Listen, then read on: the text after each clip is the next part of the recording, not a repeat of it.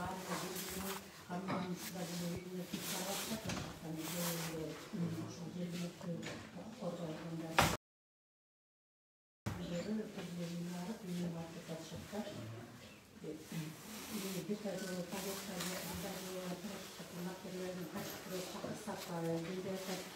деген маалыматтары жок эле республикасынын 119 бирмесинин талаптарын ордун түрдө бузуп негизи күбөнү же болбосо айыпкерди биринчи ошол электрондук байланыш кыргызстандын чакырылбагандан кийин чакырып кагазын берип чакырып кагазын сөзсүз өзү кол коюп алыш керек ошондон кийин да жүйөлүү белгилей койсо анда аны атаалап айдатып алып келүү жөнүндө токтом чыгыш керек. Анан ал атаалап айдатып келүү жөнүндө токтом аткарылбаса андан кийин гана бизге жарыялап кармалган моменттен баштап ошол сырттан алуу камак түрүндөгү токтомду чыгарганга чейин деле башынан эле биринчи күндөн баштап токтом изоляциясыз чыгарылып эч бир чакырыксыз сырттан камакка алуу жөнүндө токтом чыгарылып тергөө органдары тарабынан кармаганда да 48 сааттын ичинде алып келиш керек эле сот отурумунда 26-сында кармалган айыпкерди уже 4 сутка почти өткөндөн кийин алып келишкен. Кармалгандыгын мыйзамдуулугун да текшеришкен эмес. Жана бөгөт коюу чарасын тандоо учурунда дагы азыркы өтүп жаткан бөгөт коюу чарасынын камак түрүн тандоодо дагы бир топ мыйзам бузуулар болгон. Ошол мыйзам бузуулар жөнүндө айта кетейин. Жогорку соттун Конституциялык палатасынын 16-октябрь 2020 чечимине жана кылмыш жаза талаптарына ылайык бөгөт коюу чарасы айыпталуучу тергөөдөн же соттон жашырынып кетүүсү же болбосо күбөгө кылмыш жазасы өтөндүрүшүнүн башка катышуучуларына коркунуч келтирүүсү, далилдерди жок кылуусу, башка жол менен тергөөнү жана ишти сотто териштирүүнү объективдүү жүргүзүүгө тоскоолдук кылуусу же болбосо кылмыш ишинин улантуусу жөнүндө болжоого жетишпөөлүктөр болсо ошондой эле тийлин аткарылышын камсыз кылуу үчүн тергөөчү, прокурор, тергөө судьясы жана сот өздөрүнүн баарын чектеринде бул адамга карата ушул Кыргыз Республикасынын жазык процессуалдык кодексинин 104 статьясында каралган бөгөт коюу чараларынын бирин колдонушат. Ошол эле учурда камакка алуу түрүндөгү бөгөт коюу чарасы башка кыйла жеңил бөгөт коюу чарасынын түрүн колдонууга мүмкүнчүлүк болгон учурда гана колдонулуучу өзгөчө оор бөгөт коюу чарасы болуп эсептелинет. Мурда камак түрүндөгү бөгөт коюу чарасын тандап жатканда жазык нормативага карата жазык процессинин 114 статьясынын 1-бөлүмүндөгү талабы бузулуу менен камакка алынган. Бүгүнкү күндө биз ишенип кеткенбиз судья сот отурумунда бир да фактылар келтирилбегендиктен бул мүчүлүштүктү жоюп бөгөт коюу чарасын мындан ары камак түрүндөгү бөгөт коюу чарасын мөөнөттүү узартууга негиз жок болгондугунан үй камагына өзгөртүү керек деп ишенебиз. Ошол 114 статьянын 1-бөлүмүндө даана көрсөтүлүп турат. Жеңил бөгөт коюу чарасын колдонуу мүмкүнчүлүгү жок болсо гана камакка түрүндөгү бөгөт коюу чарасы калат. Камакка алуу түрүндөгү бөгөт коюу чарасын колдонууда тергөө судьясынын токтомунда анын негизинде тергөө судьясы мындай чечим кабыл алган конкреттүү иш жүзүндөгү жагдайлар көрсөтүлүүгө тийиш деп турат. Бул жагдай ушул сот отурумунда тергөөчү, прокурор сөзсүз түрдө талашсыз фактыларды, талашсыз жагдайларды келтириш керек. Мындан ары камакка алып кала турган ошолор гана бүгүнкү соттун токтомунун негизине коюла алат, иш материалдарына тиркеле алат. Сот отурумунун жүрүшүндө текшерилбеген же болбосо жазык процесстик кодекстин талаптарын бузуу менен берилген маалыматтар мындай жагдайлар болуп саналбайт. Ошол 114-тün 1-бөлүгү башкача жалпак тил менен айтканда камакты калтырыш үчүн тергөө судьясына айыпталуучу бүгүнкү күндө нормативага тергөөдөн же соттон качып кетүүсүнүн же бир күбө жабырлануучуларды коркутуу фактылары, далилдерди жок кылып жиберүү фактылары, кандайдыр бир башка жол менен тергөөнүн объективдүү жүрүшүнө, объективдүү соттук териштирүүгө жолтоо кылышынан шектенүүнүн талашсыз жана жетиштүү негиздери сотко берилиши керек да. Биздин иш боюнча жабырлануучу жок, эч кандай тергөөдөн соттон качып кетет деген бирден негизде тергөөчүдөн бир нече жолу сурадым. Сот отуруму башталып жатканда тергөөчү да келтирген жок. Прокурорда менде бар мындай жагдай, мындай факты деп кандайдыр бир документти же бир рапорттарды тергөө судьясына бере алган жок. Биз буга баарыбыз күбө болдук. Айыпкердин телефондарына жашырынып кетүүгө ниетин, анын өзүнүн жашаган жерин өзгөртүү үчүн жасаган кыймыл аракеттери, тергөөгө мажбурлап алып келүү жөнүндө тергөөчүнүн тапшырмалары менен, эгерде чакырууга айыпкер келбей койсо, айыпкер жашаган жерин аныктап албай койгондуктары жөнүндө оперативдик кызматкерлердин рапорттары, ошондой эле айыпкер шашылыштырды мүлкүн сатып жаткандыгы жөнүндө аныкталган фактынын болуусу, сырткы келбетин өзгөртүп, паспортундагы аты жөнүн башкага өзгөрткөн фактылардын болуусун көрсөтөт да. Сот отурумунда тергөөчү буга чейин Розалинди сыртынан камакка алуудан мурда ошол чалуулар болгонбу, чакырып катын жөнөтүлгөнбү, Розалина кол коюп бергенби, мажбурлап алып келүү жөнүндө токтом чыгарылганбы, мыйзамдын талаптары аткарылганбы деген биздин сурообузга өзүңүздөр уткандай эч кандай жооп бере алган жок. Бул камакка мындан ары Нарматова калыш керек деген өзүнүн суранычын тергөө судьянын алдында өзү бир мыйзамдуу жүйөлөр менен негиздеп бере алган жок да. Мен билбейм, андай нерсе материалда барбы жокпу деп. Андай нерсе бар болсо материалга тиркелмек. Биз материалдан көрө алган жокпуз ошол күнгө чейин. Тергөөчү дагы мынакей материалдын мынчанчы бетинде оперативдик кызматкерлер барып так албай койгон, чакырып катын менен бергенбиз, телефондон чалганбыз, алганбыз, жашаган адресине барып, кошуналарын чакырып, кварталинди чакырып, акты түздүргөнбүз. Нарматова жок экен, кетип калган экен башка жака, же болбосо границадан өтүп бараткан экен, бармалды деген бир дагы далилди эгер материалга тиркелсе, азыр сот отурумунда берүү мүмкүнчүлүгү бар эле, берген жок. Прокурор да, тергөө дагы даже бермек турсун, ошол барбы жокпу деген суроого өзү жооп бере алган жок да. Тергөө судьясы бул өткөрүү чарасын колдонууну кароодо сот отурумда тергөө органдары тарабынан жана прокуратура органдары тарабынан Нарматова тергөөдөн же соттон жашырынып кетүүгө аракет жасагандыгына бир да далил келтирбегендиктерин бүгүн эске аласыз деп ойлойм. Себеби буга чейин Бекеновдун сот отурумунда деле Нарматовага бул өткөрүү чарасынын ниетин аныктап жатканда деле тергөө тарабынан ушундай эле эч бир далил келтирилген эмес, көңүлдүү эле эске алынбай калган. Ошон үчүн камакта болуп калды. Тергөө судьясынын бул фактыларды мыйзамдын талабын эске албагандыгына байланыштуу кылмыш иши 20 октябрь 2022 жылы козголгон. 23 октябрь 2022 жылы массалык кармоолор болгондугу массалык маалымат каражаттарынан баарыбызга белгилүү болгон. Бул жагдай албетте Нарматовага да белгилүү болчу. Нарматова 27 октябрь 26-сынан 27-сине каралган күнү кармалатып, эгерде жашырынып кеткиси келсе, Туркияда Москвадан ары менен эле жашырынып кетмек да, бирок жашаган жерин өзгөртүп. Бирок Нарматова тескерисинче ошол Россия Федерациясынын укук коргоо органдарынын кызматкерлери келери менен өз эрки менен жашаган үйүн ачып берип көрсөтүп, үйдө иштесе жок экенин өз эрки менен ошолордун укук коргоо органына барган. Ал жерде ошол Россия Федерациясынын партияларынан башкармалуу берүүнү сунушташкан. Бул сунуштардан да баш тартып, өзүнүн жеке каражатына самолетко билет сатып алып, Кыргыз Республикасынын аймагына учуп келген. Бул Нарматованын жашырынып кетүүгө ниетти болбогондугунун түздөн түз далили болуп эсептелинет деп ойлойм. Ал эми Жазык процесстик кодекстин 196-статьясына ылайык күбө жабырлануучу ошондой эле эркиндикте жүргөн шектүү же болбосо айыпкер сөзсүз суракка деле башка жагдай менен деле чакыруу кагазы аркылуу чакырылат да.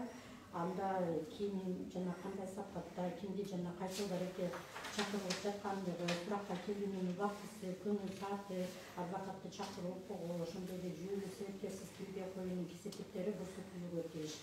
Ушул эле статьянын 2-бөлүмүнүн талабына ылайык чакыруу кагазы чакырылып жаткан адамга кол коюлуу аркылуу берилет. Чакырылып жаткан адам жок болсо чакыруу кагазды ага берүү үчүн анын үй бүлөсүнүн жашы жеткен мүчөлөрүнүн бирине кол койдуруп алуу менен тапшырылат. Адам суракка уюлдук электр жана почта байланышынын башка каражаттарын пайдалануу менен чакырылышы мүмкүн деп жогоруда мен белгилеген норма ушул 196 статьяда милдеттүү түрдө деп жазылган да, баса белгиленет. 3-бөлүмүндө эгерде суракка чакырылуучу адам дайындалган мөөнөттө келүүгө же келбей калган себептери жөнүндө тергөөчүгө алдын ала билдирүү алса гана мажбурат алып коюлушу мүмкүн деп ошол жолдо белгиленген мыйзамдын талаптары ушул 196-беренеде толугу менен милдеттүү түрдө бул тергөө органдары тергөөчүлөр тарабынан аткарылышы керек, ушундай болушу керек деп көрсөтүлүп турат. Бул императивдик норма эч кандай түшүнүксүз трактовка жасай турган бир дагы сөз жок ашыкча. Нарматова 27-октябрь Москва шаарындагы туруктуу жашаган жерин тергөө органдары так билгендиктен, уюлдук телефондук номерлерин билгендиктен түз эле туруктуу жашаган дарегине барып атышат. Ушул 196-нын талабын аткарууга алдын ала чакырык кагазын жөнөтүүгө толук мүмкүнчүлүгү болгонун далилдеп турат тергөө органдарында. Андан сырткары Нарматова Facebook, Instagram, YouTube социалдык тармактарын колдонуучусу. Шектүүнүн ушул ЖПКда 196-да көрсөтүлүп турат. Күбөнү, айыпкерди, шектүүнү камсыз кылуунун баардык мүмкүнчүлүктөрүн колдонуп бүткөндө гана таптакыр жашаган жерин аныктоо мүмкүн болбой калганда гана адамды издөөгө жарыялап сырттан камакка алуу жөнүндө токтом чыгарууга мүмкүн деп. Тергөө органдары тарабынан Нарматованын тергөөгө келүү үчүн бир да мүмкүнчүлүк колдонбой туруп, жөнүндө мыйзамсыз негизсиз издөө жарыялап, сырттан камакка алуу жөнүндө токтом кабыл алып, камалып калган. Нарматованын консулдоо жөнүндө тапшырмаларынын бирөөсүнүн аткарылгандыгы же аткарылбагандыгы жөнүндө оперативдик кызматкерлер рапорттары жок экенине карабастан 25-inde уже токтомду кабыл алып, камакка алып атышат. Камакка алганда дагы соттун алдына камалгандыгын, мыйзамдуулугун, негиздүүлүгүн текшерүү үчүн өтүнүч менен кайрылышкан эмес. Бул жагдайлар Нарматованын өзүнүн жашаган жерин жашырып кетүүгө бир да аракети болбогондугунун далили. Ошондой эле бөгөткөө чарасын кылмыштын оорлугун эске алып колдонуу мыйзамсыз, себеби жаза процесстик кодексинде кылмыштын оорлугу камак түрүндөгү бөгөткөө чарасын колдонуу үчүн же калтыруу үчүн негизде каралган эмес. Тергөөнүн жүрүшүнүн кылмыштын квалификациясы бир нече жолу өзгөрүлүшү мүмкүн деп тергөөчү өзү дагы көрсөтүп кетти тергөө судьясына. Токтомдо дагы тергөө тобунун жетекчиси Жапеков да жазып атат. Азыркы учурда айыпкердин айыбын туура квалификациялап өзүнүн зарылдыгын эске алуу менен деп атат да. Демек азыркы күндө Нарматовага карата айыбы туура эмес квалификацияланганы бул бир эле биздин оюбуз эмес, тергөө органдарынын өзүнүн да ою экен. Бул негизин тергөөчү өзү сот отурумунда, Жапеков өзүнүн токтомунда өзү жокко чыгарып атат.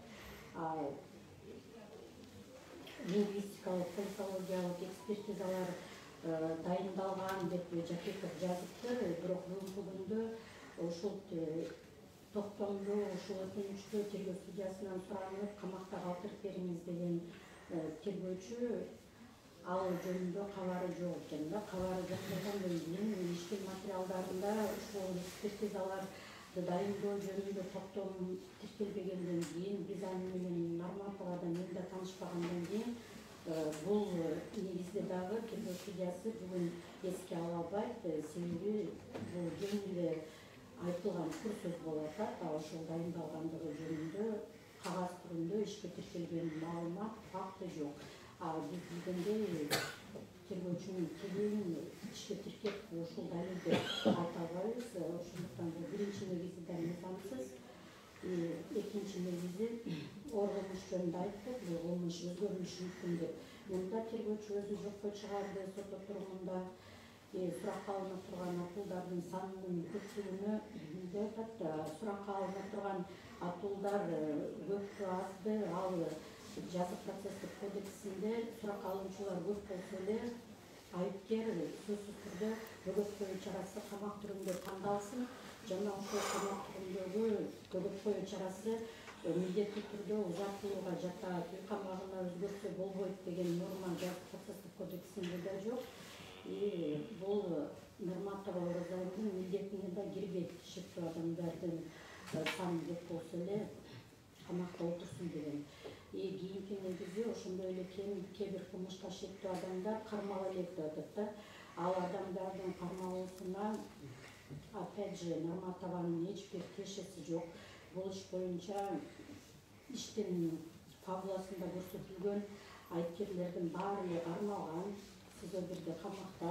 Алардын арасынан даже бүгүнкү күндө бөгөт коюу чарасы үй камагына өзгөртүлүп, ошол эле иш менен айыпталган айыпкерлер азыр үйүндө жылуу жумшап отурушат да. Хотя иштин фабуласы баардыгы бирдей эле. Конституция алдында, мыйзам алдында, жазык процессуалдык кодекстин талабы боюнча дагы баардык адамдар мыйзам алдында бирдей. Бул тергөөнүн позициясы дагы бизге түшүнүксүз, тергөөчү бүгүн деле муну негиздеп берген жок. Ошондуктан бул негиз дагы мыйзамсыз жана негизсиз сот отурумунда фактылардын далилденген жок, сот отурумунда өзүнүн ордун тапкан жок. Мындан кийинки негизи айыпкерлер ар кандай көрсөтмөлөрдү берип жаткандыктан көрсөтүптүр Жакеповди, аны сот отурумунда тергөөчү биздин суроолорго жооп бере алган жок. Биз сурадык, башка айыпкерлер ар кандай көрсөтмө берсе Нарматова алар үчүн жоопкерчиликке тартып камакта отурушу керекпи? Бул камакка алуу түрүндөгү бөгөт коюу чарасын мындан ары да камак түрүндө эле калтырууга кандай тиешеси бар? Жазык процесстик кодексинде ушундай норма каралганбы десек, жок, андай норма каралган эмес деди. Мен даже сурадым, даже жазык процесстик кодекске жете электе биздин башкы мыйзам Конституциянын талабы боюнча дагы атасы баласы үчүн жоопкерлик. Нарматова эмне себептен бул иштин алкагындагы башка айыпкерлердин көрсөтмөлөрү үчүн жоопкерчилик тартып камакта отура бериш керек десем, тергөөчү жооп бере алган жок. Бул жообу жок болгондон кийин эч бир факты менен ошол башка айыпкерлер ар түрдүү көрсөтмө берсе Нарматова камакта калыш керек экендигин негиздей албагандан кийин, экинчиден жазык процесстик кодексинде мындай талап жок болгондуктан бул негизи дагы алсыз, өзүнүн ордун тапкан жок. Бул негизди тергөө судьясы өзүнүн токтомунда кое албайт деп, ушунун себебинен башкалар көрсөтмөлөрдү бергендиктен камакта калтыруу жөнүндө чечим кабыл албайт, буга мыйзам жол бербейт. Кийинки негизи алар менен беттештирүү жүргүзүү зарылдыгынан деп атат. Бул беттештирүү жүргүзүү зарылдыгы дагы беттештирүүнү Нарматова жүргүзбөйт. Бул иш боюнча беттештирүү эгер жүргүзгөнгө зарылчылык болсо 29-нан бери камакта отурат, 26-сы кармалган, уже 90 күндөй 80 күндөй убакыт өтүп атат. Беттештирүүнү 20 кишинин баары менен да койт 100 киши болсо дагы бул убакыттын ичинде жүргүзүп коюуга толук мүмкүнчүлүгү бар болчу тергөө органдарынын. Себеби тергөө группасында бул иш боюнча айыпкерлер 26 болсо, тергөөчүлөр 58 да, 2,5 эсе көп айыпкерлердин санынан тергөөчүлөрдүн саны. Ар бир тергөөчү күнүнө бирден беттештирүү жүргүзсө деле баардыгын параллельно эле жүргүзүүгө мүмкүн болмок. 58 тергөөчү 2 орган иштеп атат, БВТ жана ГСО. Бирок булар андай эле жүргүзбөй атат, себеби ушуну атышат, иш боюнча тергөө жүргүзгөнү код деле жок да, себеби өзү факт, кылмыштын фактысы жок. Ошондуктан бул беттештирүү жүргүзүү наоборот тергөөчүлөрдүн өздөрүнүн кемчилдиги процесстик кодекстин 115 статьясынын 3-бөлүмүндө көрсөтүлгөн. Эгерде мурдагы тандалган бөгөткөө чарасынын мүнөтүнүн ичинде эч бир тергөө амалы жүргүзүлбөсө, то тергөө судьясынын айыпкердин бөгөткөө чарасын камагына өзгөртүүгө укугу бар деп. Азыр тергөөчү өзүнүн өтүнүчүндө Жапековдагы соттун жүрүшүндө бүгүнкү тергөөчү дагы өздөрү далилдеп атат да, биз эч нерсе жүргүзгөн жокпуз буга чейин деп. Демек бул тергөөчүнүн негизи наоборот Нарматованы мындан ары дагы камакта калтырууга негиз боло албайт. Тескерисинче Нарматованы мыйзамдын талабы боюнча бөгөткөө чарасын камагына өзгөртүүгө негиз болот да. Бул наоборот биздин пайдабызга жүргүзүүчү негиз. Тем более процесстик кодексте кептештирүү жүргүзүү зарыл болсо камакта калсын деген нормада каралган эмес. И акыркысын уже айттым, айыпкердин айыбын туура квалификациялап болгуш керек зарыл деп. Значит, Жапеков дагы тергөөчү дагы бүгүнкү күндө Нарматовага карата кылмыштын квалификациясы туура эмес деген өздөрү айтып атат. Анан тергөөнү объективдүү ар тараптуу жүргүзүү максатында деп атат. Объективдүү ар тараптуу жүргүзүүгө Нарматова камакта отуруп да эч кандай жолтоо көрсөткөн, тоскоолдук жараткан жок. Камакка алынганга чейин дагы тоскоолдук жараткан эмес. Бул жөнүндө да тергөөчүдөн бир нече жолу сурандым, өтүндүм. Ошондой объективдүү жүргүзүүгө тоскоолдук жаратып жүргөн болсо кармалганга чейин Нарматова ошол фактыларды, далилдерди, оперлердин рапорттарын биз таба албай койдук деп тергөөчү сиз өзүңүз чыгарган мажбурлап алып келүү, айдатып алып келүү жөнүндө токтомдорду азыр бериңиздер тергөө судьясына. Өзүңүздөр келтирген негизги далил менен тастыктаңыздар, сөз болбосун деп. Бирок тергөөчү анын дагы бере алган жок. Эми азыр деле бергенге мүмкүнчүлүгү бар болсо прокурор деле тергөөчү деле азыр деле берсин. Буга чейин сот кеңеши бөлмөсүндө жүргөндө дагы бир топ убакыт болду. Ошол убакта бул далилдерди алдырып келүүгө мүмкүнчүлүгү бар болчу. Тем более бул токтом кечинде сотко катталган, кечээден бүгүнкүгө чейин деле толтура убакыт болгон. Тергөөчүдө да прокурордо да ошол объективдүү жүрүшүнө Нарматова тоскоолдук жараткан документтерди, чакырык кагаздарды баарын бүгүн тергөө судьясына далил катары алып келгенге өзүнүн өтүнүчүнүн мыйзамдуу экендигин көрсөткөнгө. Бирок тилекке каршы бул фактылар, далилдер берилген жок. Мындай жагдайда эгерде тергөө органдары өздөрү тергөө тобунун башчысы баш болуп Нарматовага карата айыпты туура квалификациялап болгузуусу зарыл деп атса, биз муну толугу менен колдойбуз. Себеби чындап эле айып тергөөчүлөр өздөрү, тергөө органдары өздөрү байкагандай квалификациясы туура эмес квалификацияланып айып болгузуп атат да. Бул жазык кодексинин 36-278 статьясынын 1-бөлүмү массалык башаламандыкты даярдоого дайындык деп диспозициясында жазылган. Ага Нарматова кылмыштуу шериктери менен 2022 жылдын жаз айларынан баштап ар кандай чогулуштарды өткөрүп, массалык башаламандык кылуу жөнүндө пландап, сүйлөшүүлөрдү жүргүзүп келишкен деп атат да. Айыпкер жөнүндө жоопко тартуу токтомунда сөзсүз түрдө кылмыштуу шериктери менен жаз айлары бизде 3 ай бою эле кылмыш жүрдү деп айтууга мыйзам жол бербейт. Бул айыпкер катары жоопкерчиликке тартуу токтомунда сөзсүз түрдө күн, кылмыштын болгон саат, ай, эгер жаз айлары менен келсе, анда март, апрель, майдын канчасында болуп атат кылмыш көрсөтүлүш керек эле. Экинчиден, жаз айларында Нарматова Кыргызстанга, Кыргыз Республикасынын аймагына таптакыр келген эмес. Ал эми Россия Федерациясынын аймагында Нарматова жашаган Москва шаарында деле, башка шаарларында деле чогулуштарды өткөргөн, массалык башаламандык кылуу жолун пландаган деген пландар, схемалар алынган эмес. Москвада бир да чогулуш болду деп массалык маалымат каражаттарынан уккан жокпуз. Сен чогулуш өткөрдүң деп административдик же кылмыш жаза жоопкерчилигине Нарматова карабаган эмес. Ал Москва деген бул Улуу империянын борбор шаары. Ал жерде ошондой чогулуштарды өткөрүп мыйзам бузуп атса, коомдук тартипти бузуп кылмыш жасап атса, Нарматова сөзсүз түрдө ал жөнүндө бизге белгилүү болмок. Нарматова карата азыр требование менен алганда жоопкерчиликке тартылгандыгы жөнүндө маалымат көрсөтүлмөк да.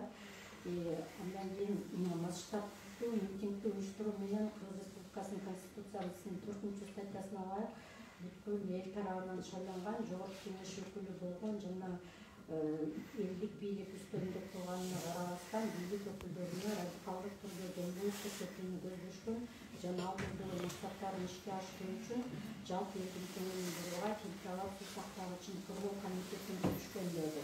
Ошондой эле бийликке баш ийбей каршылык көрсөтүү менен күч колдонуучу массалык башаламандыктарды жасоого пландалган максаттарын ишке ашырууга, коомчулукка жана эл арасында үгүт иштерин жүргүзүүнү көздөп, социалдык тармактар аркылуу жолугушууларды уюштурууну пландашкан.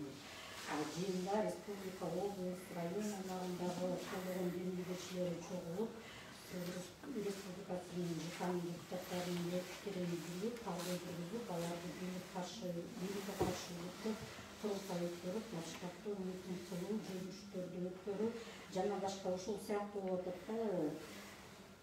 Бүт WhatsApp тобун ачып, ал аркылуу аракеттерди көрүп башташкан деп. Бирок бүгүнкү күнгө чейин тергөө органдарынын өздөрүнө белгилүү Темиртау суу сактагычын коргоо комитети биздин Бишкек шаарында түзүлүп атат, Кыргыз Республикасынын аймагында. Ал окуя чогулуш ушул соттун жанында кофейняда, Касса Италияда 22 октябрда болуп атат. Эртең менен. 22 октябрда Нарматова границадан деле өтөрүп караса болот. Анда да Москвада болгон. Бул суу сактагыч боюнча комитетке келип, баш ийбей каршылык көрсөткөн эмес, даже чогулушка катышып, өзүнүн оюн даже билдирген эмес Нарматова.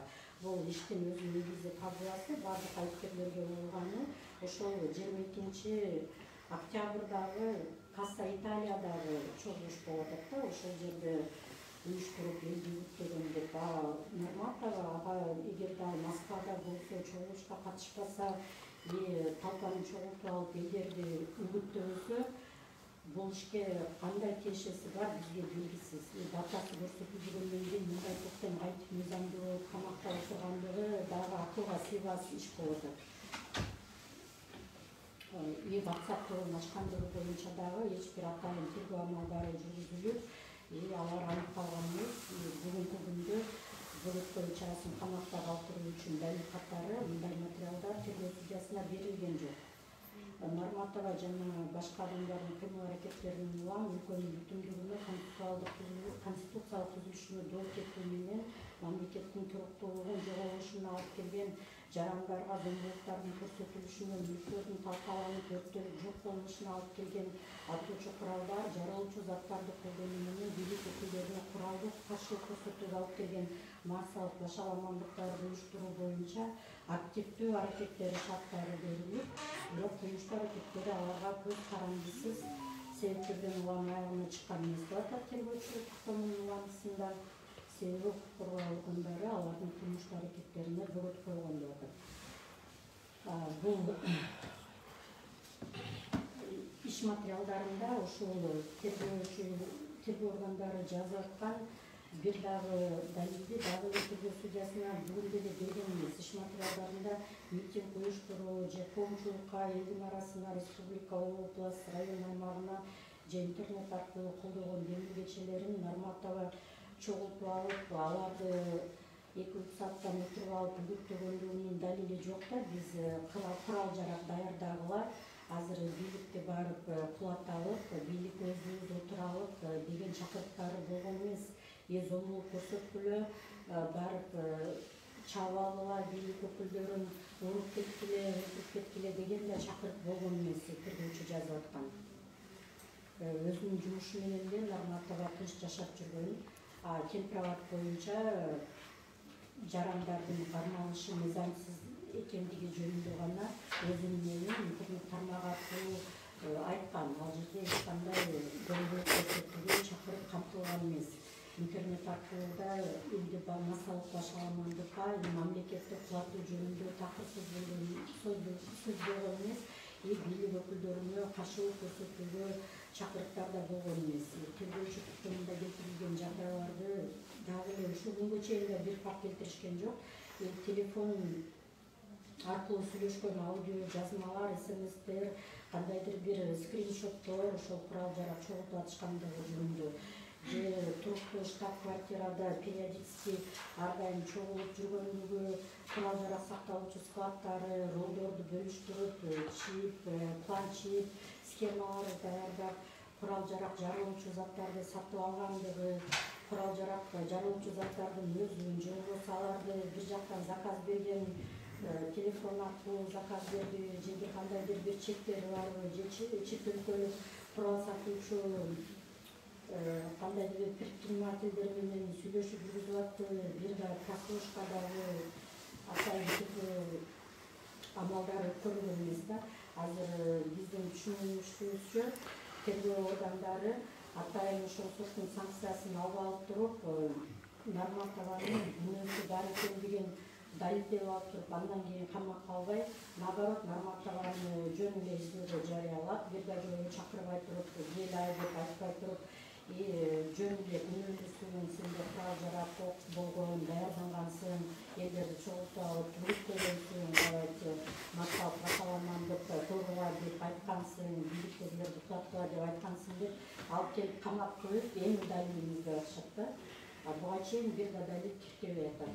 Себеби камакка алыш үчүн ал далилдерди тергөө судьясына ичагы эле ушул 22-синде бериш керек эле. 22-синде камакка алуу жөнүндө токтом чыгарып атат да.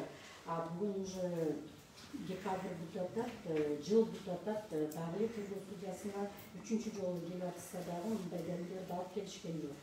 Мындан сырткары башка айыпкерлердин деле жашаган үйлөрүндө бир катар тинтүүлөрдүн натыйжасында эч нерсе табылган эмес.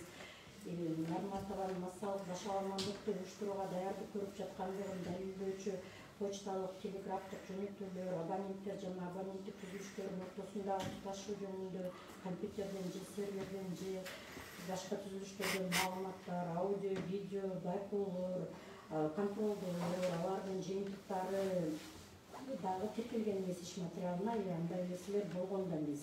Жөнүндө камап алып, эми сен күнөөңдү мойнуңа алсаң чыгасың камагына, күнөөңдү мойнуңа албасаң, биз сенин күнөөлүү экениңди далилдеп, далил тапмайынча камакта отура бересиң деп узатып атышат да. Кечээ бизге бул открытый эле текст менен айтылды. Эгер күнөөңдү мойнуңа алуу жөнүндө макулдашуу түзсөң, анда биз сенин бүлөктүү чараңды үй камагына чыгарып беребиз деген сөз болду. Ушул бүлөктүү чарасын тыңдагандан кийин бир да тергөө амалы жүргүзүлгөн жок. Болгону сотко алып чыгарда бир жолу сурак жүргүзүп коюп, ошону менен тергөө бүттү. Эгерде тергөөдө действительно Нарматованын күнөөлүү экендигин билсе, анда ошончо тергөөчү наоборот күн сайын Нарматованы алып чыгып, СИЗОдон күн сайын тергөө амалдарын жүргүзүп, биз эми күнөөсү жок камап алдык, батыраак далил табыш керек деп тергөө амалдарын жүргүзмөк да. Ушул тергөө амалдарынын жоктугу Нарматованын күнөөсү жок экендигин тергөө органдары өздөрү да билгендигинин далили болот да. Булар өздөрү деле ачык айкын билишет, Нарматованын күнөөсү жок, далил таба алышпайт. Ошон үчүн тергөө амалын, кайсы тергөө амалын көрүштү да билишпейт. Мындай жагдайда Кыргыз Республикасынын Конституциясында каралган укуктары бузулуп атат. Нарматованын Конституциянын 23 статьясынын 5-бөлүмүндө Конституцияда белгиленген адам укуктары, эркиндиктери эч кандай чектелүүгө жатпайт деген, кылмыш жасабаган кишинин эркиндигин чектөөгө тергөө органдарынын укугу жок болчу. Айып негизсиз болуп атат. Аны өздөрү да айтып атат, биз оңдошубуз керек квалификацияны деп. Ар бир адам эркин ой жүгүртүүгө жана пикирге ээ болууга укуктуу деп 1-бөлүмүндө көрсөтүлгөн. Ошол 32-беренин 2-бөлүмүндө ар бир адам өз пикирин эркин билдирүүгө жана сөз, басма сөз эркиндигине укуктуу деп көрсөтүлгөн. Нарматованы өз пикирин билдирген үчүн камакка алып атышат. 3-бөлүмүндө ошол эле статьяда Конституцияда жазылып атат, эч ким өз пикирин билдирүүгө жаңыдан баштап турган мажбур кылышы мүмкүн эмес деп. Бүгүнкү күндө нормативанын бул 3-бөлүктө көрсөтүлгөн учурда тебелен атат.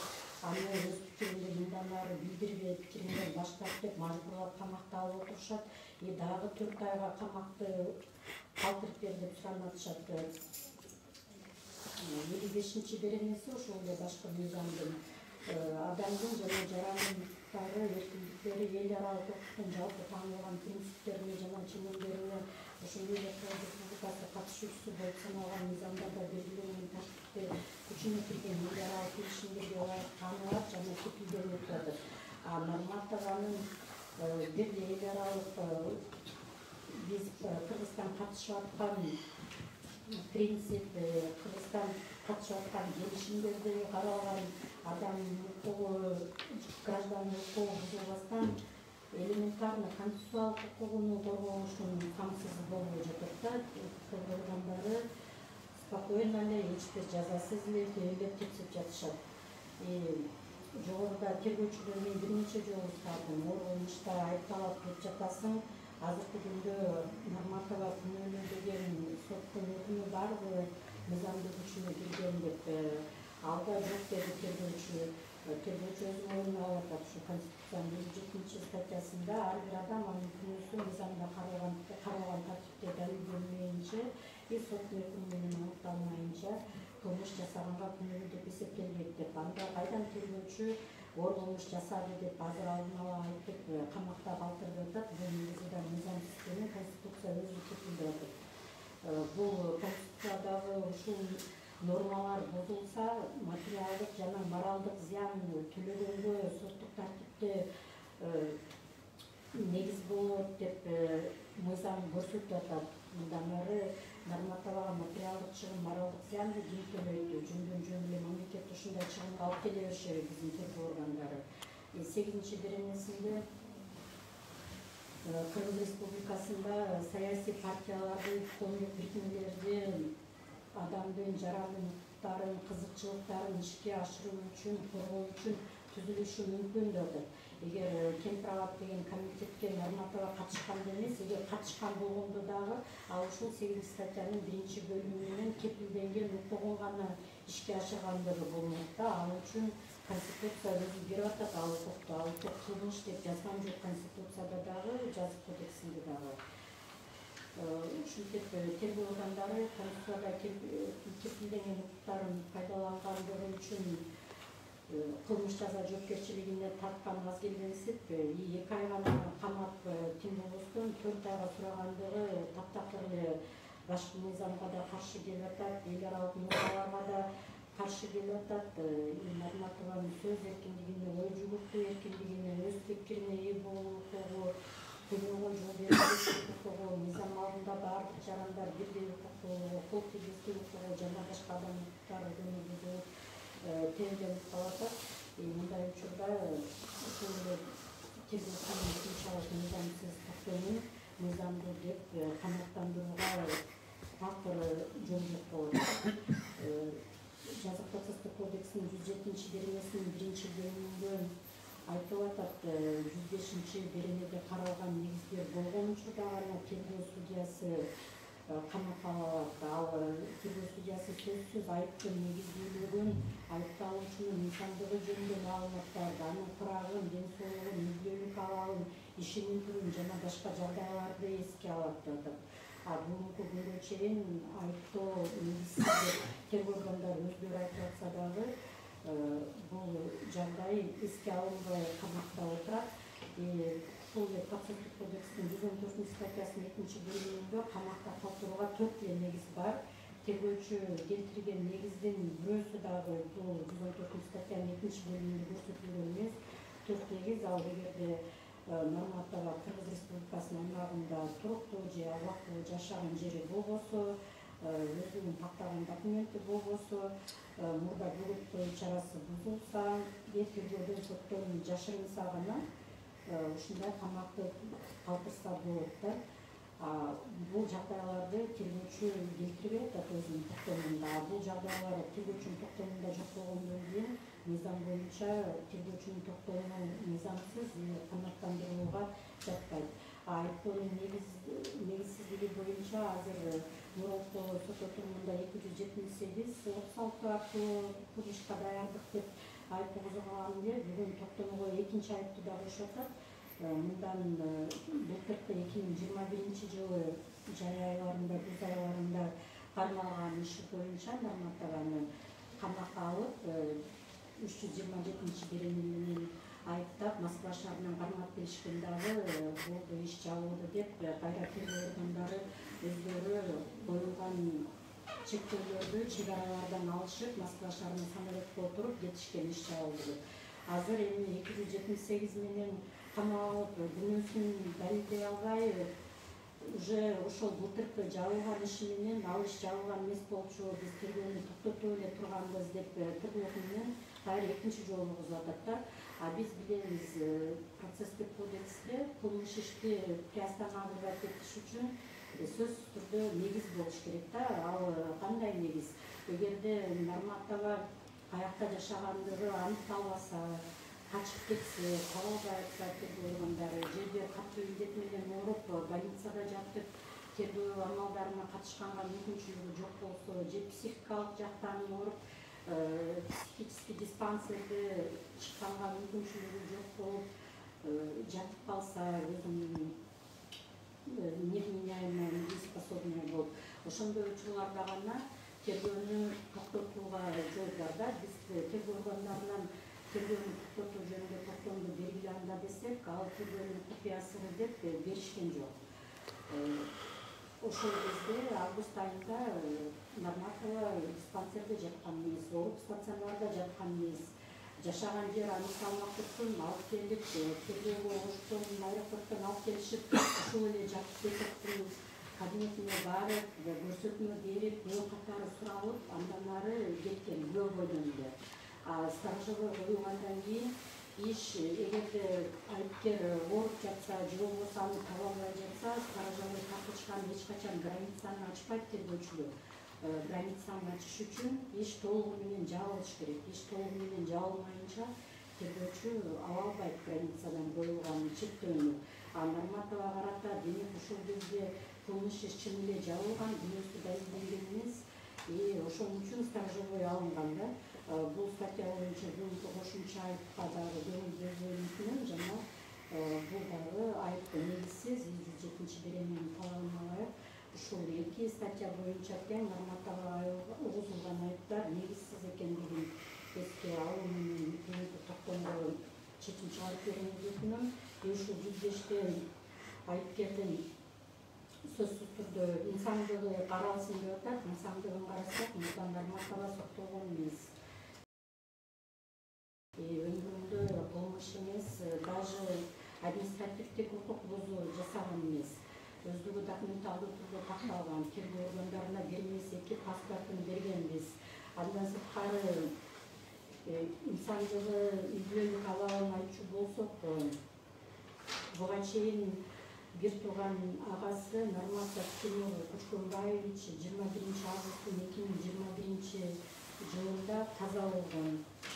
Ал каза болгондугу жөнүндө көйлүк нотариус тарабынан тиешелүү түрдө тастыкталып алып келдик. Эмеси ар жолго Марапат Жолдошовдон 18-июль 2019 жылы каза болгон. Бул боюнча дагы өлүмдүү тууралуу жөнүндө көйлүк нотариус тарабынан тастыкталып алынып келинген. Жашаган жериндеги туруктуу жашаган жери бар экендиги жөнүндө номер 34-95 номерлүү маалым кат бар. Бишкек шаарында Сакеев көчөсүндө 18-үйдө туруктуу жашаган жери бар деген. Бул да оригиналда. Бул үйдүн техникалык бөлүгү, үйдү сатып алуу жөнүндө документтери, госрегистрдан выпискасы баарынын копиялары да, оригиналдары да бар. Бул үйдүн ээси өзүнүн паспортуна чейин берип, менин үйүмдө жашайт деп эжеси эч жака качпайт деп кепилдик берип кайрылып атат. Бул жашаган жери аныкталган, бир эле Кыргыз Республикасынын аймагында эмес, инсандыгы боюнча так тергөө жүрүп аткан Бишкек шаарында жашаган үйү бар болуп атат. Бүтүн документтерине чейин алып келдик, урматтуу сот. Экинчиден атасы Нарматов Тушкунбаев бүгүнкү күндө оор абалда Нарматова камалгандан бери жүрөк оорусу менен болезнь с преимущественным поражением почек, состояние после перенесенного ишемического инсульта, гемофилия слева, хроническая почечная недостаточность алюминия второй степени, решение комиссии в связи с заболеванием требуется уход, когда ухаживать будет дочь, Нарматова Елена Тушкунбаевна, Шарбатова Елена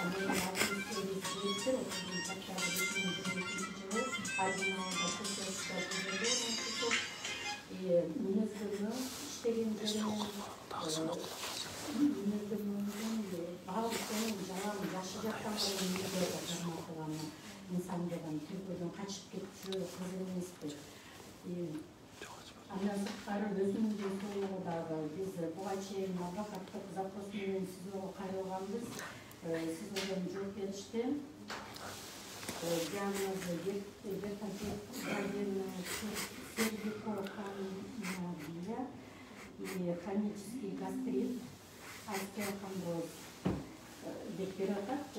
СИЗОнун врачтары биз анасыктары врачтын ответке сырттан чакырдык, С номер 6-дан деп жооп беришти менин запросума. Бүгүнкү күндө Нарматова ушул ооруларынан ченемге муктаж экендиги бул жоктон көрүнүп турат. Андан ошол эле Нарматовага Москва шаарында ортопед заключение берипти. С-образный сколиоз грудного отдела позвоночника второй степени. Боли в грудном отделе позвоночника, алюминий рук, быстрая утомляемость, боль в спине. И рекомендация берет консультация вертебролога, ношение ортопедического корсета, лечебная физкультура, лечебный массаж мышц спины, физиотерапия, ДМВ-терапия, медикаментозная, эхо, магнитотерапия, нейростимуляция мышц, микрофармакопунктура, деп аталары дарыларды перечислять этип атат. СИЗОнун шартында бул лечебный физкультура, лечебный массаж, физиотерапия эмес, элементарно бул дарылар даже жоқ да. Кийинки заключение ордун заключениеси болуп атат. Хронический танзилит, с детства болеет ангиной. Уже буайдын хронический экен, и аны дайым поддерживать этип турса айыкпайт. Бул жакта дагы диета, отвары, трав, дарылар, и ошондой эле физиолечение, переохлаждение, избегать, в сухом месте, условия обеспечить этип да. СИЗОдо биз билебиз кандай сыз, кандай муздак жер, ал жерде физиолечение эмес, даже элементарный сухость обеспечение кыла алышпайт СИЗОдо. И кийинки врачтардын берген заключениеси проктолог дагы берип атат. Геморрой менен хронический ооруйт, и диетада болуш керек. А СИЗОнун тамагы кандай экенин биз билебиз да, лечебный гимнастика керек. И опять же сидячий образ болбойт, физкультура керек деп атат. И УЗИ боюнча деле жыйынтыктары утешительный эмес. Гастроэнтерологдун да заключениеси берип турмактуу сот, хронический гастрит деп. И алардын деле рекомендациясын аткаруучу СИЗОдо физиолечениеде жок, и гастроэнтерологду постоянно наблюдениесинде болуш керек экен, гастроэнтерологда СИЗОдо жок. Ошондон урматтуу сот, бүгүнкү күндө Нарматованын мыйзамдары СИЗОдо кармаганга такыр мүмкүнчүлүк жок болуп атат. Ошол сколиозу врачтар айтылган лечениелерди албаса, поддерживающий адекватный лечение болбосо, ушундай жапжаш, даже турмушка чыга элек, эне боло элек кыз майып болуп калышы мүмкүн да. Тергөө органдары кылмыш жасаган кызды алып келип, адам чыдагыс, даже жанын баласы жаткасын деген зынданга салып коюп, майып болуп турса, эртеңки күндө ким жооп берет буга?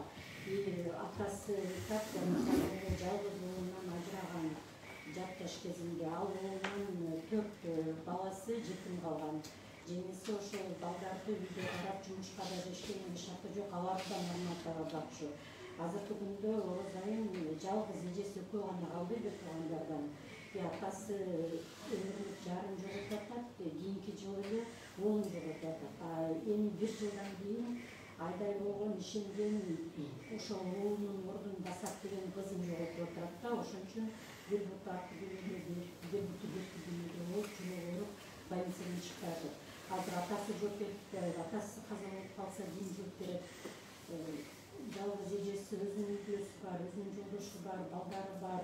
Ал агасынан калган жетим балдарды бакканга, атасын бакканга физически дагы, материально дагы возможности жок. Азыр фактически ошол жашы бүтүп жетим балдар карыган, ишке алган атасы материалдык жана моралдык колдоосуз айдаларда калды.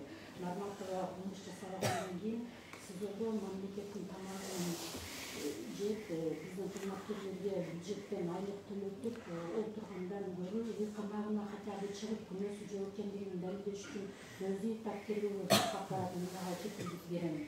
Лучше ошол жетим балдарды бир тууганынын карыган отчан атасынын элинден сактап калса, ошолорду бакса, өзү майып болбой жашоого калыбына келтирип алса, колго пайдалуураак болмок. Бирок мындай каршы эч нерсе жасаган жок. Наоборот, өзүнүн граждандык активдүү позициясын көрсөтүп, өзүнүн жерине, элине болгон патриоттук сезимдерин гана көрсөтүп, элин жерим деген биздин кыргыз элине бир гана пайда алып келе турган гражданыбыз болуп эсептелинет. Ушул инсандыгы жөнүндө канча жолу отзыв мезгил болсо, бир да жолу жаман сөз айткан жокмун, жаман документ көргөн жокмун. Негизи бул тергөөчүнүн токтому башынан өзү туура эмес, ошол айтып аткан тергөөчүнүн жетекчисинин вообще тергөө судьясына даже бөгөткөн чарасын танда деп мурда заочный камакка алып туруп, тергөөчү дагы экинчи жолу камакка алып бер деп келген да. Бул изначально эле мыйзамсыз токтом. Тергөө судьясы биринчи нормативаны Москвадан алып келгенде эле тергөөчүнүн токтомунан отказ берип карабаш керек эле, каттабаш керек эле. Себеби заочный камакка алуу туруу жөнүндө соттун жокко чыгарылбаган токтому тургандан кийин тергөөчү экинчи жолу камакка алып бер деп кандылганга ошого жок болчу. Бекенов болсо ошол токтомду өзүнүн эле усмотрениясына тергөөчүнүн ишин жасап, прокурордун ишин жасап, токтомдо техникалык ошибка кетип калган го деп мыйзам точный да нормалар императивный өзү божомолдоп эле өзү чечим кабыл алып, тергөөчүнүн ордуна өзү тергөөнүн негизин тактоо жөнүндө токтом чыгарып койгон да. Ушул жагдайларды эске алып, урматтуу сот, бүгүнкү күндө тергөөчүнүн өтүнүчүн толугу менен канааттанып калтырып, үй камагына нормативаны чыгарып берүүнүздү өтүнгөн жана бул өтүнүчтү жазуу түрүндө иш материалдарына тиркеп, атасын ооругандыгы жөнүндө жашаган элинин документтеринин өзүнүн ооругандыгы жөнүндө документтердин копияларын ишке тиркөөнү, ал эми оригиналдарынын копиялары заметке барын түшүнөбүз. Так, оригинал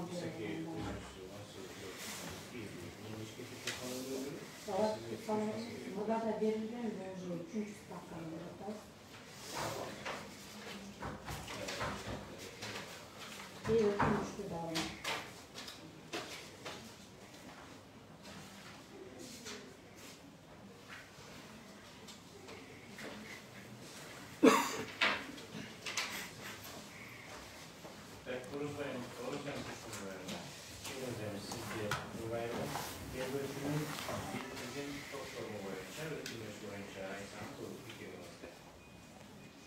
Урматтуу сот, мен жактоочумдун айтканын баардыгына кошулам. 26 октябрь күнү Москвада ошол жактын милициялары менен кармап, ошол жашаган жеримден элечи. Анан менин жашаган жерим ошол Кыргызстандын элчилигинин да каттоосунда, Орусиянын каттоосунда да баар жолу мыйзам түрүндө болгондуктан, өзүмдүн батирдин жашагандыктан алар оңой эле таап барышты.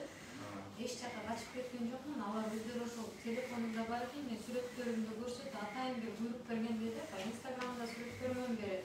Көчүрүп алып да ошону көрсөтүп, ошол кыз сизби дейт. Ооба деп анан паспортумду берип, телефонумду ошол жерден алышты, үйдү карашты. Аны жетелеп барып отургузушуп, бирөө 26-сында кармагандан кийин кайра 27-синде үйгө барып, кайра үйдү тинтип келүү үчүн үйгө алып барып ардын карап, кайра 27-сине каттап коюшту да улар мени кармалган күнүнчү. Анан 27-си күнү күндүзү прокуратурага алып барды. Прокуратурага алып баргандан кийин ошол жерде тийиштүү прокурор ошол жактан саясий ачкындык алып берели, Единая Россия менен КПРФ партиялары кепилдик берип атат, кааласаң ушул жакта калып кал деп мага айтты, ошол жерде сунуштады. Мен бирок баштап менин эч кандай күнөөм жок болсо, бул жерде силерден качкындык алып калып, анан суктошуп, мынтип жүрбөсүн, мен өзүмдү билетимди алып барайын деп макул дедим. Бирок элчиликтен ошо МВДнын тийиштүү өкүлдөрү барып ошол жерде менин ушу Кыргызстанга келгенге чейин күзөтүп келишти да. Аэропорттон эле кайра телефонумду алышты, экинчи телефонум бар эле, биринчи телефонум ошол жердин милициянын эмесинде, мекемесинде калган.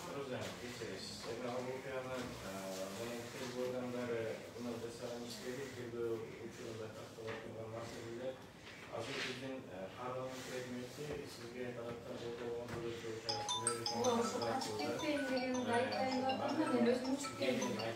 Ошон үчүн адилетке карап берүүңүздү эле суранам. Жактоочунун сөзүнө кошулам, рахмат.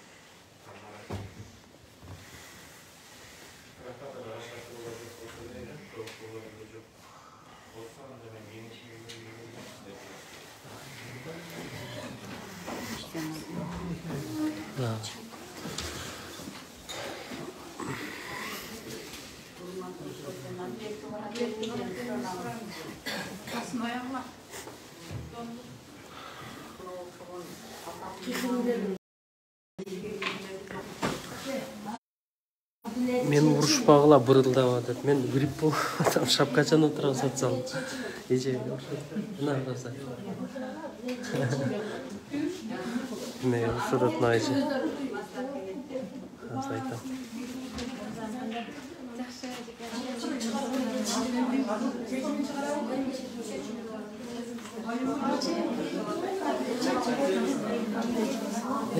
Кандай сиз? Adile çeçimde kutluyor böyle. Çeçim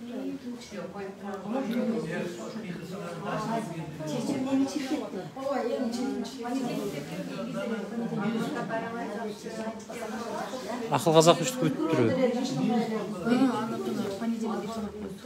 Кайрап кетти азыр. Азыр жерден салат, могу жерден салат.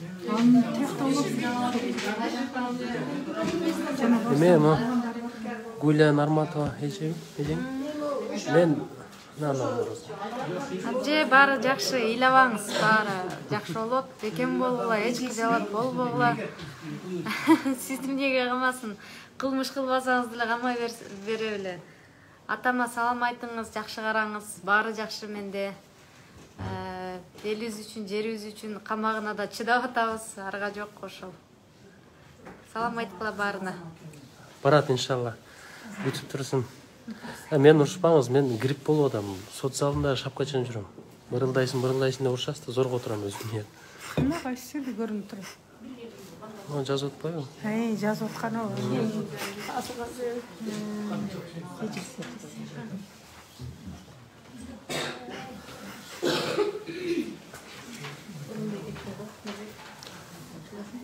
Жумуш менен. Мага айткан жоксуң. Судьяларга иман берсин.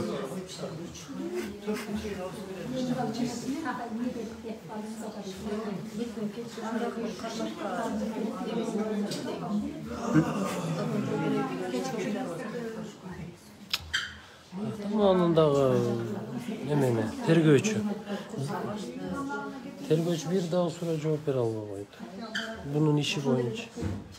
Аны алмаштырууга өтүнүч келтирилди жактоочу тарабынан, бирок канааттандырып тапкан жок. Тергөөчү 1% билбейт экен иши боюнча. Эч нерсе билбейт. Жөн эле турат мына жерде. кайра тонун чыгарып суроо берсе адвокат жооп бере албайт. Сот азыр өкүм чыгарганы кирип кетти. Азыр келип өкүмүн окуйт. Күтө туралы.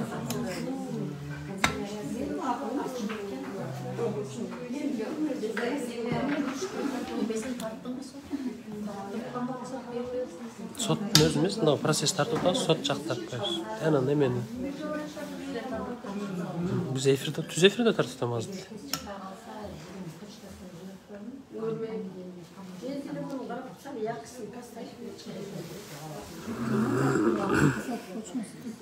Менин көзүм жапан.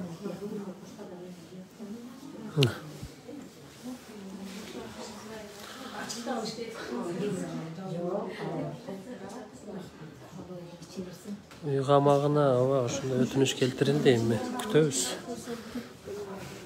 Күтүүдөн башка арга жок.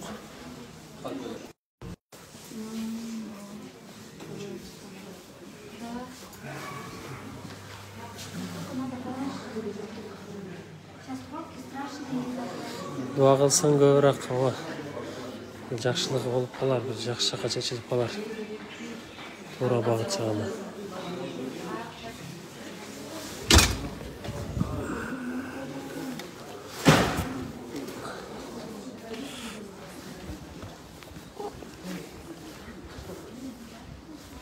Мен эфирде өчүрбөсөм эмем жетпей калат, зарядым.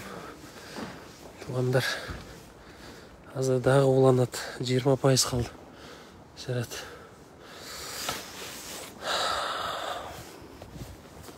Мына ушул сот, Первомайский сот.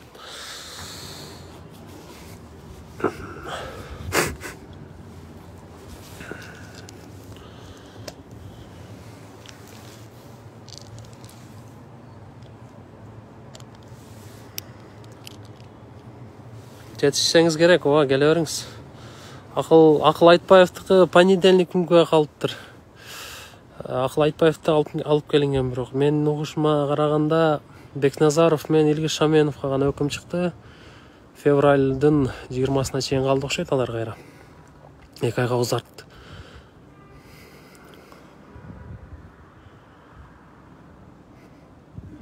Судьялар эгер жиберсе, карасуу чайканада күтөм дейт. Хорошо.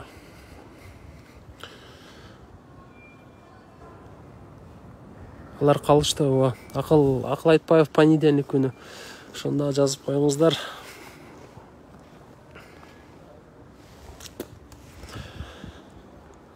Зарядка сай телефон. Зарядник жок.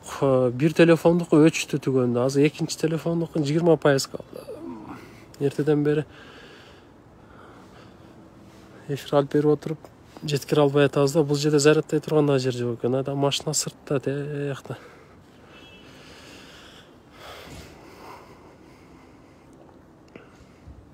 Телефонум өчүп калса кимден көрөбүз дейт. Өчкөнгө чейин тарта берейинчи, аракет кылам го өчүрбөгөнгө. Бир отол өчүп калса, журналисттер бар, хлоп бар. Дагы кайсы жүрөт? Журналисттер бар, 2-3 СМИ бар. Бар башкалар. Мен зарядым өтсө, башка бир эфирден, бирөөнүн эфиринен кирип тартам. Жазып коем сиздерге. Ошону бөлүшүп коесуздар.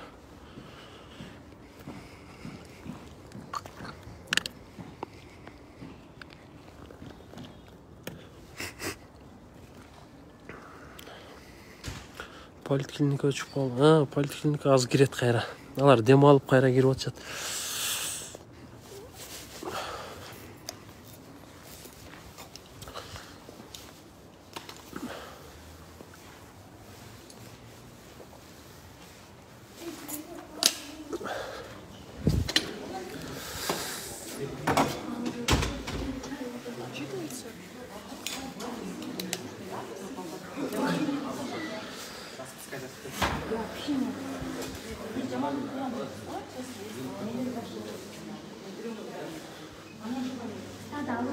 Баш ооруганды айтпаңыздар могу жакта. Болбой калдык уже. Эмил жатат ал. Кабар бар, жакшы эле көрүп келгенбиз. А? Сенин каналың кайсы? Меники Нурбек да, Кубанычбеков эле. О, доканзаларга окшогон, бийликке окшогон фабрика жок бизде. Жүз эле чыгабыз. Жок, Facebook.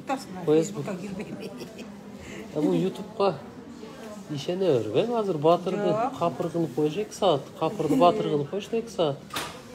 Жасап. Facebook'a girmedi. Bunlara boşu komenterleri zaman.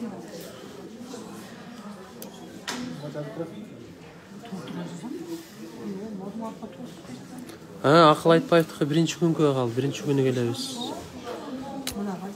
Айданбек Акматовдуку белгисиз болуп атат. Уга элекпиз.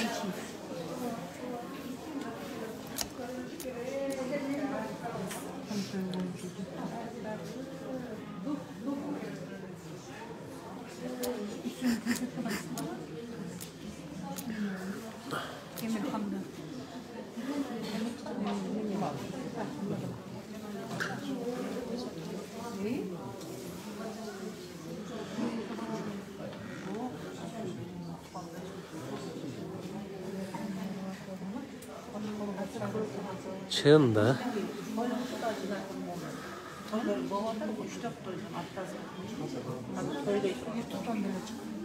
Нурбек Мамбеталиев. Ооба, не болду? Силерге окшоп бийлигибизге таянып, мыйзамсыз эле көрүнгөн адам тагдырына балта чапкан жокпуз биз. Запкы жесек дагы, камакта болсок дагы, бале болсо да чындыкты айтып атабыз го. Айта албагандар жүрөсүңөр мына азыр Орозайым окшомо. Нурбек сен, Мамбеталиев. Сынтагы коюп отурасың, башыңы страустарга окшоп кумга катып. Жигит болгонуң эмне аны?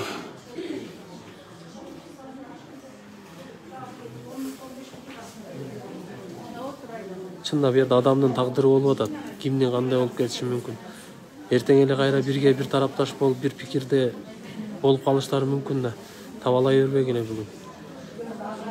Бийлик убактылуу, баардыгы убактылуу. Алар дагы бир айланасындагы жүгүнтүктөргө жана пактагорлорго ишенип алып ушундай кылып аткандыр. Же бир бийлик бир келип калды, бир тоор сүрүп алайын деп кем акылды кылып аткандыр бирөөлөр.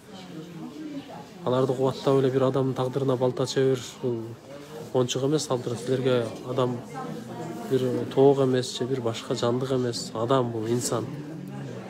Ким болсо ошол болсун, силерге жагабы жакпайбы, бирок адилеттүү болобу, адилетсиз болобу, ошол жагына баа берип койгула биринчи. Чыкканчы бузуклар камалган жок эч качан. Ошентип жаманатты кылып атат, ага ишенип силер дагы акыретте жооп бересиңер. Мына азыр көрдүңөр эфирде. Тергөөчү Орозайымга коюлган күнөөлөрү боюнча 2 ай камакка калтыруусуна өтүнүч келтириптир. Орозайым Нарматованын жактоочусу берген суроолоруна бирисине дагы жооп бере алган жок. Билбейм дейт. Анан ушул акыйкатпы? Ушул адилеттүүлүкпү? Ушул акыйкат сот процессиби? Ичине ойлонбойсуңар өзүңөр.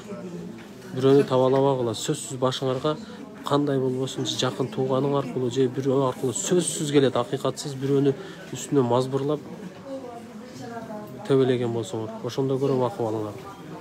Ошон үчүн менде биринчиси бар. Ким болсо ошол болсун, мага демек душманым болсун. Адилетсиз, акыйкатсыз анын үстүнөн өкүм сүрүп атса, мен душмандын тараптык болом. Ал душман деп эле туруп албаймын мен. Ошондой колуңардан келсе ошондой болгула. Андай келбейби, мындан унчукпай отургула.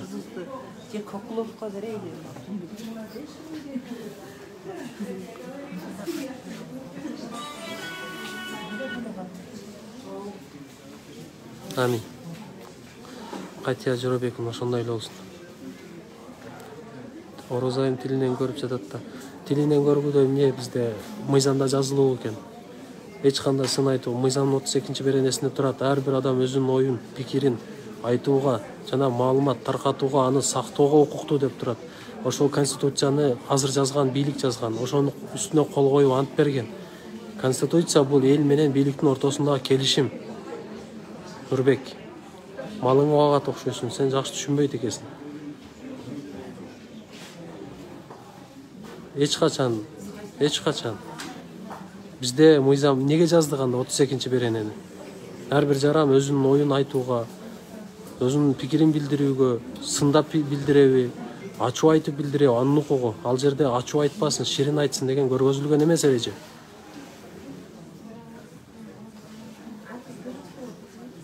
Түшүнүк менен жашагандар ушундайсыңар силер. Ар биринин колуңда азыр телефон бар. Кыргыз Республикасынын конституциясы деп жазсаңар чыгат, кыргыз орус тилинде чыгат. Мына ошону кыргыз, эгер орусчага түшүнбөсөңөр, кыргызча бөлүмү бар. Кыргызчага кирип окугула.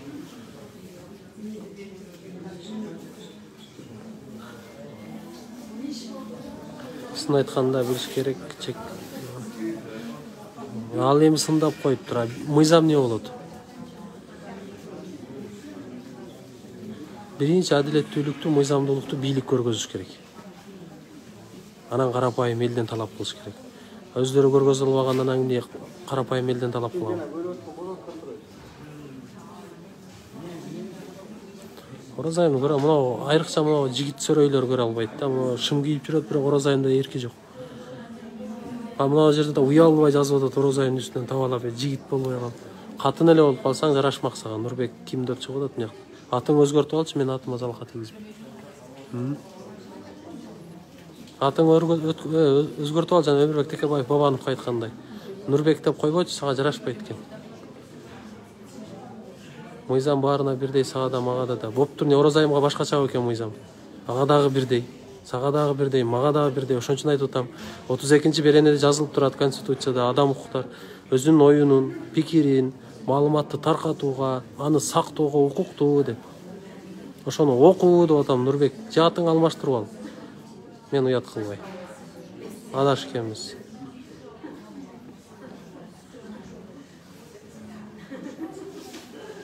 Чындай.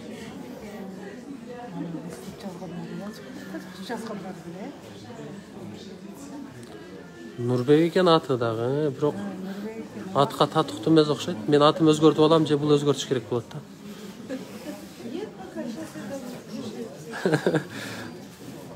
Эмне камашкан өздөрү да түшүндүрүп бере албай атат. Мына азыр саат 2-де башталган, 5 болду. 3 сааттан бери эч нерсени түшүндүрүп бере албайт.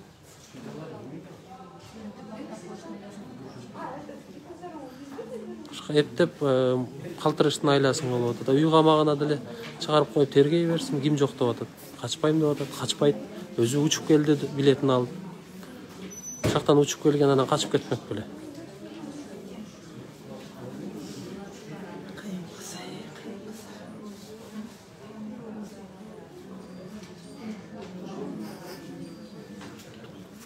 Чын бирдеке болсо эле муну да камаш керек, буну да камаш керек деп үйдө отуруп эле жаза бересиңер. А бирок адамдын тагдыры менен ойноп атканыңар менен ишиңер жок.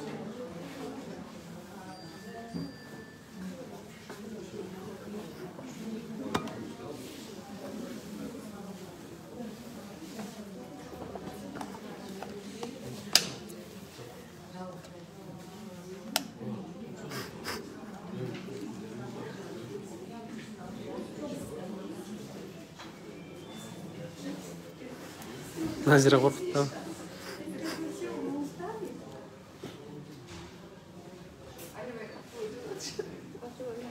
Күнөөлүү болсо. Жок, эми азыр ошо күнөөсүн далилдеп мойнуна коюш үчүн берилген суроолорго жооп бериш керек. Жооп бере албай атпайбы? Анан кантип жооп бере албайсыңбы? Демек жок, күнөө эле эмес. Бошотуш керек.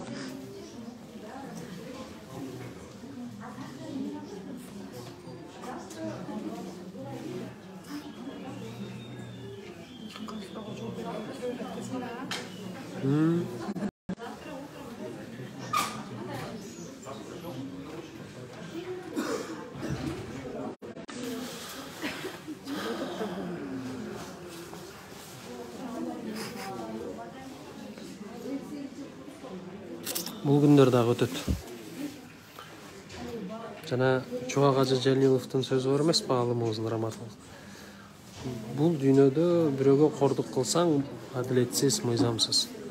Сен өлмөйүн, сөзсүз ошону көрөсүң дейт. Өлбөй туруп, андан кийин өлөсүң. Демек, бүгүн ким кылып аткан болсо, бунун баары сөзсүз көрөт. ушундай адилетсиздикке кабылат, ушундай азапты чекет, эсептешилет. Андан кийин кетебиз бул дүйнөдөн.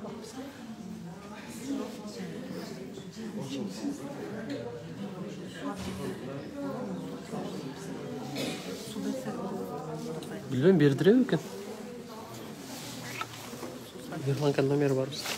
Мирланканын номери. Звондоп коебузбу, сыртта да.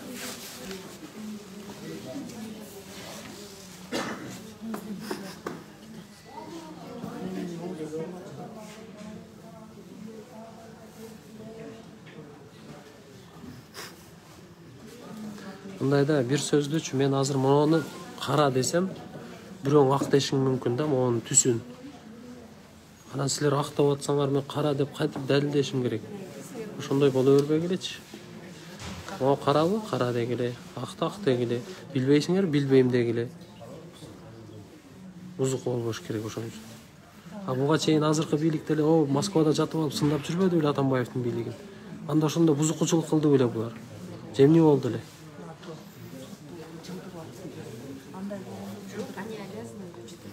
Сүйлөрдө жооз эме Мамбетадиев кичине башың иштетчи.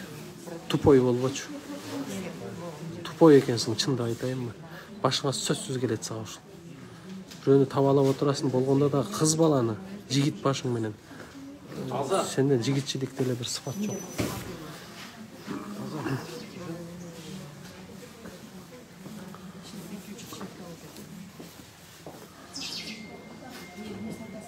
Суу Розайымга кетип атабыз аны.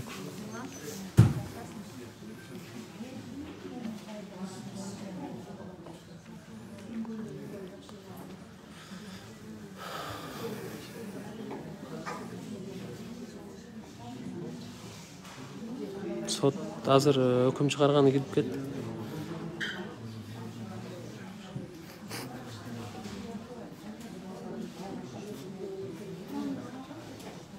Неге кой дейбиз? Мамбетадиев өзүбүз билебиз. Мыйзамсыз эч нерсе дебесе, неге кой дейсиң? Аны айтып атпайбы, мыйзамды билбеген, окубаган, Мамбетадиев сага окшогон түшүнүгү жок кем акылдар. Кой деп койгула, анан мынтип койгула дейт. Сен мыйзамды да билбейсиң. Каерде укуктарың жазылган, милдеттериң жазылган, аны дагы билбейсиң, ошон үчүн айтасың. Мындайча айтканда тупойсуң да. Торпоксуң. Торпоктун барар жери саманкана дегенде элесиң да. Ошон үчүн ушундай деп жазып атасың. Жок дегенде кыз бала деп бир аз жигит катары бийигирээк бол. Эч качан тилинин азабын тартпайт. Алла өзү таразалайт. Кимдин ким экенин ордуна коет. Торпоктун барар жери саманкана дегендей торпокко окшой бербей да Мамбетадиев. Азыр жүгүртсө саманканага сен жүгүрүп барасың, андан ары эчтеке билбейсиң. Анан могу жерге келип алып жөнүндө тили дейсиң. Өзүң бир мындай, мен кыргыздын намустуу манастын урпагымын деген болсоң өзүңө сес сал. Бир аз кыздан бийик болбойсуңбу жок дегенде. Кой, мен манастын тукумумун, манасты дүйнөгө жар салып мактанып атам. Ошол манас атамдай мен дагы баатырмын. Мен дагы кыргыздын уулумун, эркекмин деп бир жигиттей сыпатын көргөзчү көрөйүн. Майдалана бербей могу жерде.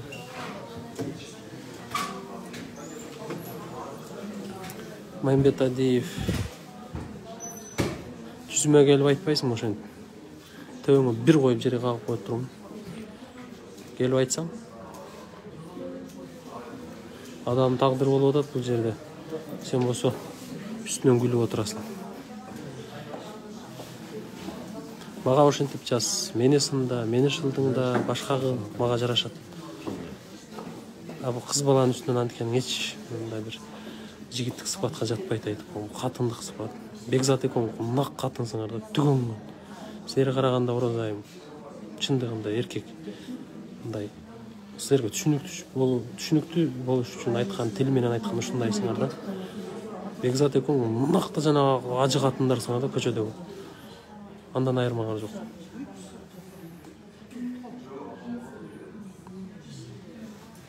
Онча катындар бар го көчөдө жүргөн.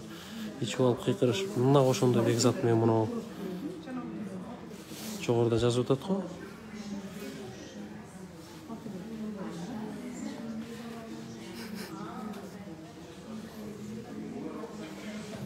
табалабасын да, мен ошону эле айтып атам, табалаба. Андан көрө экөөң бирдей болсоң кошомбу? Экөөң бетиң дагы бирдей, жигитмиз дейсиң, жигит бардыгы менен бирдей.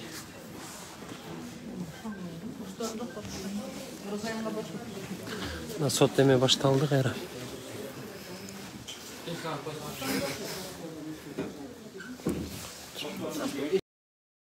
Жок.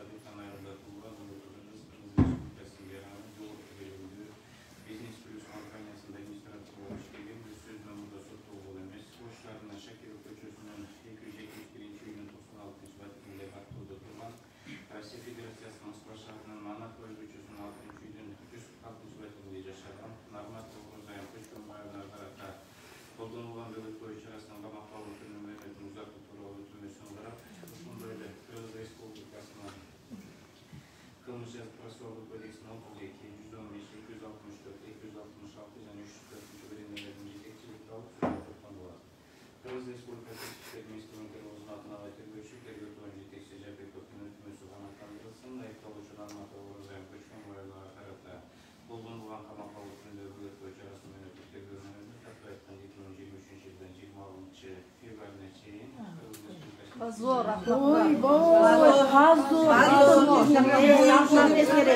Buyurgatlar жалгандан канты уялбай ошону мен ортосуңар эй. Башым уят жок. Газот, уяты жок көр. Башыңарга салсын. Башыңарга салсын. Акмактар. Мына да азыр айттык, жогоруда баарыңар көрдүңөр элдер. Буйрук аткаруучу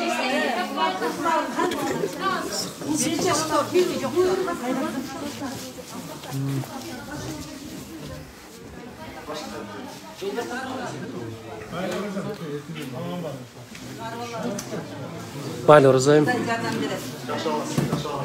Rozayım, sımba. Bari ötөт. Kaçan olsun çındık aytkandan korkup жүрүp. Çındık hiç yok. Жолда көрдүңүздөр жана сот башталганда отуруму.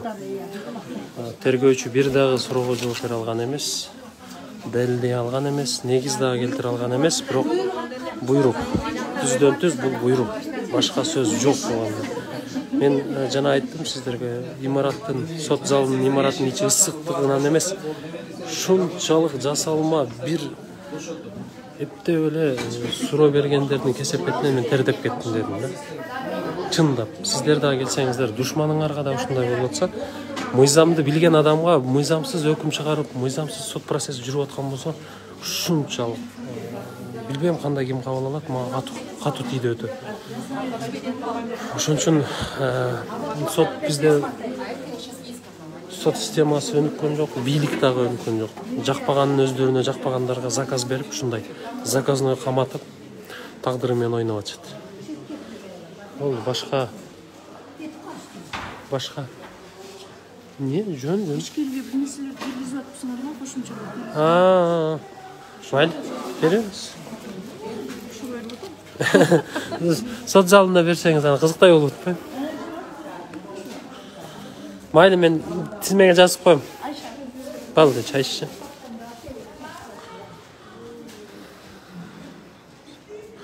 Ошол февраль айына чейин калды. Дагы 2 ай мөөнөткө. Прокурордун тергөөчүнүн, прокурорлордун өтүнүчү ишке ашты. Эми бул белгилүү эле болчу, бирок жакшы ниет менен турдук аягына чейин. 2 айга калтырды дагы. Мен ушунчалык социалдык тармак аркылуу аны муну дегендер кичине уялалы. Ушунчалык оор болду мен үчүн. Бүт мыйзамсыз. Эптеп эле камамай аракет. Аман болуңуздар, көрүшөбүз дагы.